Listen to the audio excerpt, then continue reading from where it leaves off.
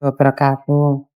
Oke, saya baca SMS-nya sampean tapi nggak begitu jelas, tapi, saya nggak tahu nih ada apa dengan sampean, tapi ingat, sekali lagi, ini masuk di YouTube sama di Facebook, jangan pernah menyebut nama siapapun, termasuk namamu sendiri karena saya tidak ingin setelah viral kalian minta take down. Kenapa Mbak, ada apa? Oh, oke. Oke. Baik, saya ceritakan ya, Mbak. Mbak, handphone-mu jangan deket-deket, suaranya ngebas. Oke. Mhm. Eh, saya kenal seseorang dari tahun 2021. Mhm. Nah, terus si si A ini, si inisial N ini, Mhm. meminta tolong untuk meminjam sejumlah uang dan waktu itu saya bantu. Mhm. Dan kemudian dia itu tidak membayarnya, Mbak, sampai sekian lama. Mhm. Sampai Mbak, itu yang pertama kali. handphone-mu jangan deket-deket Mbak, terlalu deket Mbak. Udah jauh, Mbak. Mungkin Sudah, handphone-mu yang jepret-jepret. pertama kali. Terus?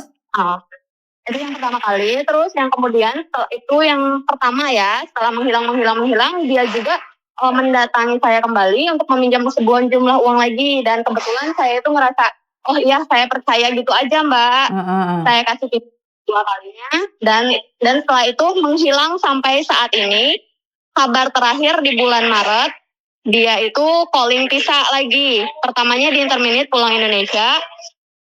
Terus Januari tahun kemarin dia mau calling Tisa, minta bantuan kepada saya untuk meminjam sejumlah uang lagi 1 juta rupiah untuk biaya proses pengiriman datanya ke Hong Kong. Masih saya bantu, dan bulan Mei itu masih ada catatannya, dia mengembalikan yang cuma 1 juta aja. Sedangkan total hutang dia jumlahnya itu 80.000 dolar Hong Kong, Mbak.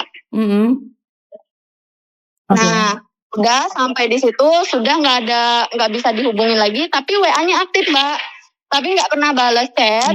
Dan saya kira cuma saya saja ya korbannya, tapi ternyata ada beberapa orang lagi dengan orang yang sama. Nah, saya minta kita bertiga itu minta tolong sama Mbak, tolong dihubungi keluarganya untuk meminta kejelasan dia keberadaannya di mana, dan untuk bisa menyelesaikan masalahnya gitu, Mbak. Gimana pun caranya kita juga ingin kejelasan ya, mau gimana, soalnya kita sama-sama butuh juga. Waktu itu dia minta tolong atas nama kemanusiaan, kita juga membantu gitu. Dan semua utangnya itu ada hitam di atas putih di saya. Tapi di teman saya tidak tahu ya ada hitam di atas putihnya. Tapi di saya itu ada hitam di atas putih. Ada bukti seluruh chatan dia memohon dan meminta pinjam kepada saya itu ada, Mbak, semuanya. Gitu. Oke. Nah, sekali lagi ini ada kesalahan di sini kalau kamu meminta saya menghubungi keluarga yang bersangkutan, karena kan saya bukan siapa-siapa, Mbak. Bener nggak? Iya, paham, Mbak, paham. Betul. Gimana ya? Kita sendiri sudah mencoba udah lama kita mencoba sendiri gitu. Kita mencoba sendiri. Kita gitu. Saya meminta tolong teman saya, tapi moyong gitu, tidak bisa menggertak keluarganya untuk bisa memecahkan masalah bagaimana baiknya gitu. Mungkin saya harus minta tolong ke siapa, tapi ke rumahnya juga banyak yang menagih hutang membawa tentara seperti itu. Tapi ya itu tidak ada kegertakan, ketakutan dan rasa ingin tanggung jawab seperti itu, Mbak. Jadi mungkin dengan Mbak Yuni yang bisa dikenal banyak orang, yang bisa membantu dengan berbicara gitu, Mbak. Oke. Saya tahu Mbak bukan siapa-siapa. Saya tahu, tapi mungkin di platform sosial media Mbak banyak dikenal, mungkin sedikitnya bisa membantu gitu, Mbak.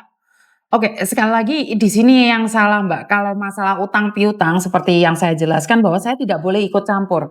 Karena saat kalian melakukan transaksi itu, pertama saya tidak tahu. Dan yang kedua, masalah kan kamu ada hitam di atas putih, kan kamu bisa menuntut mencari polisi atau seperti apa.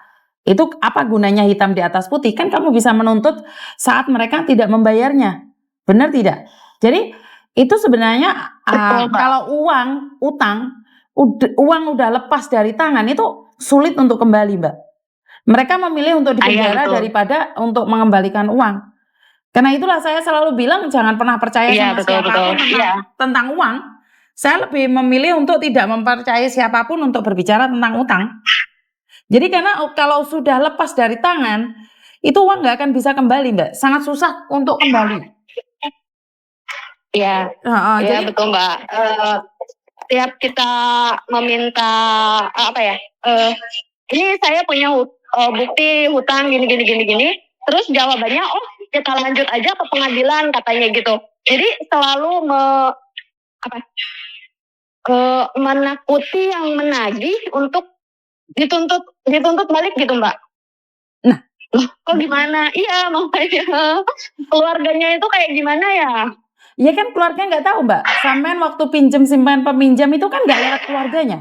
Kalian berbicara sendiri. Keluarganya tahu Mbak. Soalnya si anak ini, si inisial N ini bercerita kepada semuanya, kepada keluarganya bahwa dia meminjam utang kepada saya sekian.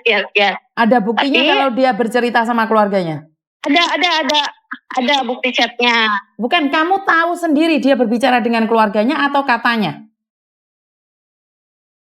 Ini beda loh.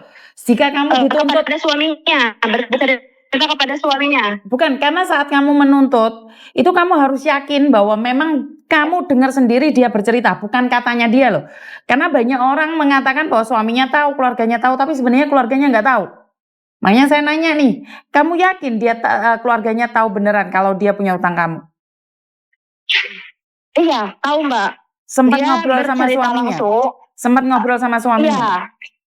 Iya, betul. Iya. Karena menurut pendapat saya apa yang kamu lakukan sudah benar, ya udah laporkan saja sama polisi atau delik perkaranya kan memang agak ribet Mbak tentang utang piutang.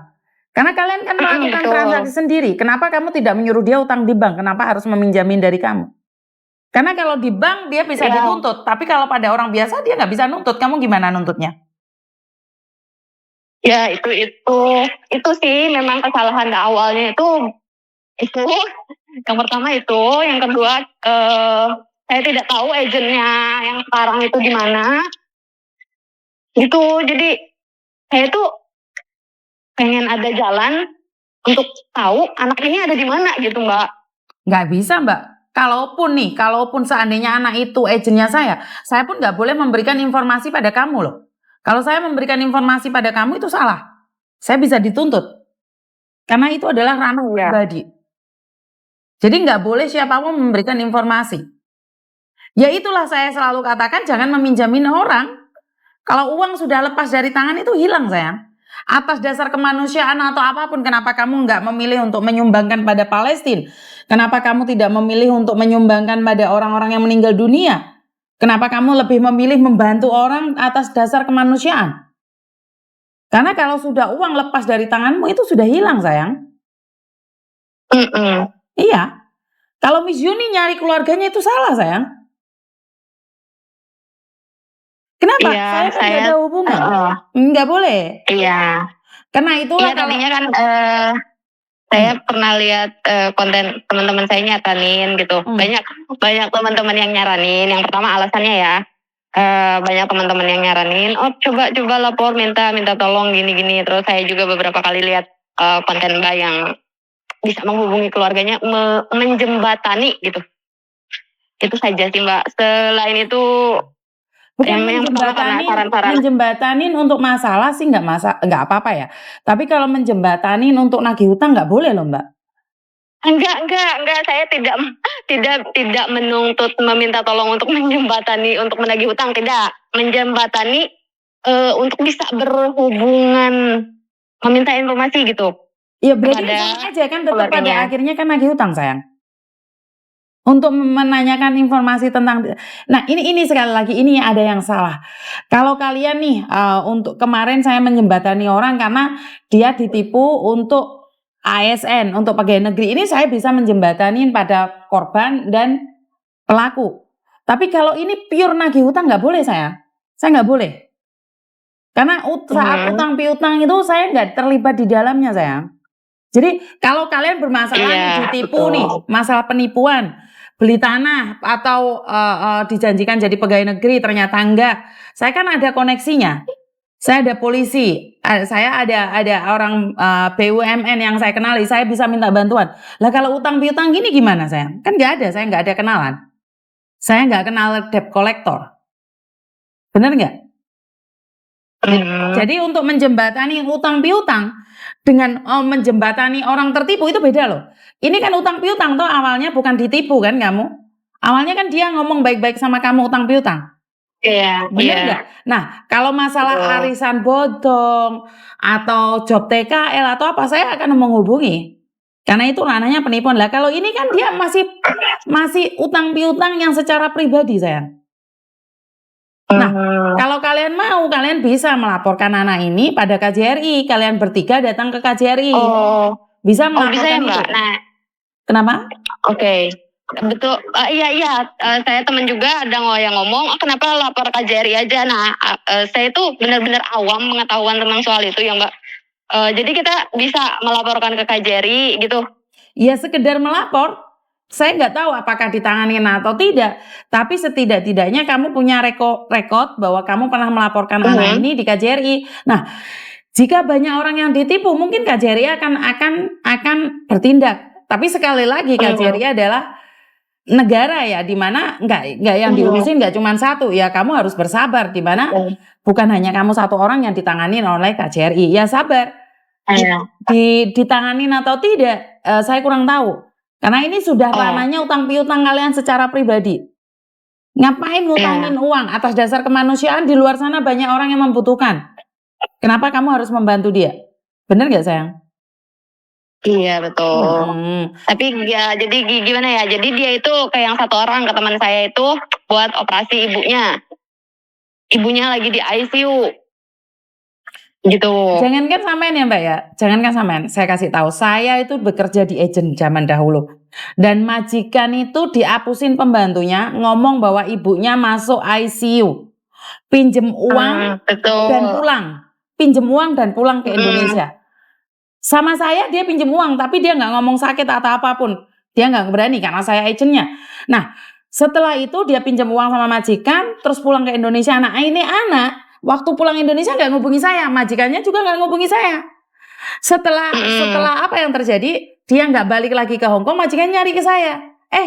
Anak ini ibunya apa kecelakaan. Nah, kebetulan saya kenal sama keluarganya, tak telepon. Enggak, dia sehat-sehat aja. Paham nggak maksud saya? Jadi bukan hanya kamu aja ditipu, majikan itu bisa ditipu juga. Karena itu siapapun orangnya yang sudah berbicara tentang uang tinggalkan. Walaupun dijanji apapun, nggak usah percaya. Ngerti? Mbak, ngerti. Ya, jadi itu aja majikan bisa ditipu loh Mbak. Itu saya kenal keluarganya, saya telepon keluarganya langsung loh. Saya tanya keluarganya, apakah ibunya kecelakaan meninggal dunia? Tidak. Itu pun dia anak kandungnya sendiri tega mengatakan ibunya meninggal. Saya kenal keluarganya. Apakah saya bisa nagih uang majikan? Nggak bisa sayang. Majikan loh itu. Nanti nggak maksud saya. Jadi intinya adalah memang seperti itu. Kalau sudah berbicara tentang utang piutang, tidak ada sahabat, tidak ada teman, tidak ada saudara. Ngerti? Iya. Coba ajak temanmu melaporkan pada KJRI itu aja. Iya baik Mbak. Berarti bisa dilaporkan ke KJRI ya? Sekedar melapor ya bisa. Apapun kan bisa dilaporkan. Tapi masalah ditanggapin atau enggaknya kan saya kurang tahu. Iya. Terima kasih ya. Iya sudah, terima kasih Mbak waktunya. Bye-bye. Oke, jadi teman-teman nggak bisa dong saya mengonekkan kalian dengan keluarganya. Nggak ada urusan. Dan sekali lagi saat kalian melakukan utang piutang saya nggak tahu. Kalaupun saya tahu, saya tidak akan masuk ke ranah utang piutang. Saya sendiri hidup aja susah kok ngapain ngurusin utang piutangnya orang. Dan saya bukan debt collector. Saya tidak akan membantu kalian tentang utang piutang. Itu aja dari saya. Dan selalu berhati-hati kalau berteman tentang utang piutang, lupakan. Dan terima kasih. Wassalamualaikum warahmatullahi wabarakatuh.